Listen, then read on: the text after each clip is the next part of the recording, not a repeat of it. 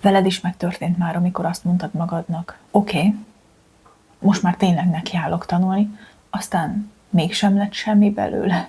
Nyugi, nem vagy egyedül a tanulásra, nagyon nehéz rávenni magunkat. Éppen ezért a mai videóban hoztam pár tippet, amit a tanulás előtt tudsz csinálni, a tanulásra felkészülve tudsz csinálni, hogy ne csak eltervezd, hanem valóban el is kezd a tanulást. Szia, Bogi vagyok, matek tanár szakos egyetemista, és ezen a YouTube csatornán nem csak a matekban szeretnék segíteni, hanem a tanulásban is. Na de nézzük is akkor a konkrét tippeket, hogy hogyan készülj fel a tanulásra, hogy ne csak ígérgesd magadnak, hanem tényleg neki is tudj állni. Az első az a célkitűzés. Ha tudod, hogy mi a célod, akkor sokkal könnyebb lesz elkezdeni tanulni, mert akkor tudod azt, hogy hova szeretnél eljutni, és azt szerint tudsz haladni a tanulással. Például, ha csak egy 2-es a célod, akkor nyilván az ilyen alapdolgokat elég megtanulnod, de akkor azokat jól tanuld meg. Ha jobb jegyet szeretnél, mondjuk 5-öst, akkor meg arra is oda kell figyelned, hogy az apróbb részletekre is jusson idő. A második pont az a mindset. Szoktuk azt mondogatni magunknak, hogy tanulnom kell, ezt most meg kell tanulnom, de igazából, hogyha magadra erőltetsz valamit, akkor csak azért sem fogod megcsinálni. Ez pont olyan, amikor rád szólnak, hogy rakj rendet a szobába, csak azért sem fogod megcsinálni. Éppen ezért, ahelyett, hogy mondjuk azt mondod, hogy meg kell lesz most tanulnom, mondd azt magadnak, hogy én most úgy döntök, hogy ezt megtanulom. Vagy úgy döntök, hogy vállalom annak a következményét, hogy ezt most nem tanulom meg.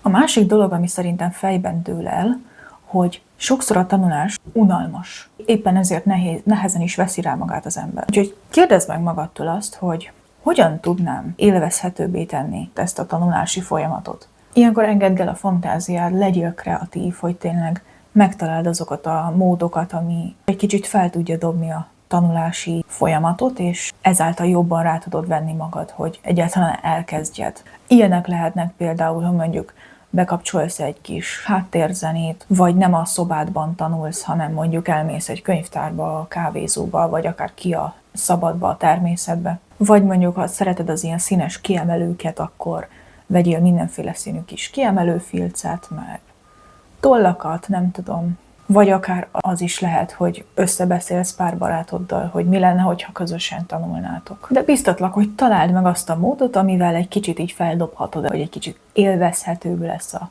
tanulás. A harmadik pont az az, hogy oszd be az idődet. Sokkal könnyebb úgy elkezdeni is a tanulást, hogy tudod azt, hogy ma mennyit kell megtanulnom ahhoz, hogy elérjem a célomat. Mert szerintem sokszor azért nem is állunk neki a tanulásnak, mert látjuk azt a rengeteg mindent, amit ezt mind meg kell tanulnom, és akkor úgy érezzük, hogy ez túl sok, ez nekem nem megy. Éppen ezért szerintem érdemes azt csinálni, hogy megnézed, hogy mondjuk hány tételt kell megtanulnod, vagy hány oldalt, vagy valami, és azt, hogy mennyi a rendelkezésedre álló idő, mondjuk 5 nap, vagy csak 3, vagy egy hét akár. Oszd le, hogy akkor minden egyes napra hány tétel jut. És így azon az egy napon csak az a pár, 1-2-3 tétel lesz a szemed előtt, és nem lesz túl nyomasztó, hogy mennyi mindent kell megtanulnod, mert egyszerre csak az egy napi adagot fogod látni. És az utolsó pont az pedig az, hogy tartsd tisztán a környezetedet. Lehet, hogy egy kicsit furcsán hangzik, de a fizikai környezetünk nagyon nagy hatással van a mentális jólétünkre, és így egyáltalán nem mindegy, hogy milyen az a hely, ahol tanulsz. Ha mondjuk rendetlenség van, kosz van, nincs elég levegő, nincs elég fény, akkor azért nagyon-nagyon nehéz rávenni magadat arra, hogy elkezdjél tanulni. Viszont, hogyha tényleg ez egy olyan környezet, ahol kényelmesen le tudsz ülni, ahol van hely, ahol tisztaság van, akkor az elméd is tiszta lesz, és sokkal könnyebb lesz neki kezdeni a tanulásnak. Ezek voltak a tippjeim azzal kapcsolatban, hogy hogyan tudjuk magunkat rávenni arra, hogy tanuljunk. Remélem, hogy tudtam ezzel segíteni. Ha igen, akkor ne felejtsd el a videót lájkolni, és iratkozz fel, mert még szeretnék hasonló tippeket megosztani a tanulással, hatékony tanulással kapcsolatban. És hogyha a matekkal is egy kicsit hadilábon állsz, akkor nézd meg ezeket a videókat is. Találkozunk ott!